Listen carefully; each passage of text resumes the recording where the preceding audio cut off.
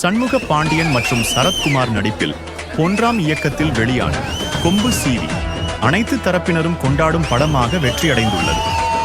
YouTube ரிவ்யூவர்ஸ்களின் எதிர்மறையான விமர்சனங்களுக்கு பதிலடி தரும் வகையில் மக்கள் குடும்பத்தோடு கொம்பு சீவி திரைப்படத்தை கண்டு மகிழ்கிறார்கள். காமெடி, சென்டிமெண்ட், ஆக்ஷன், ரொமான்ஸ் என் அனைத்தும் நிறைந்த படமாக கொம்பு சீவி திரைப்படம் அமைந்துள்ளது. சூப்பர்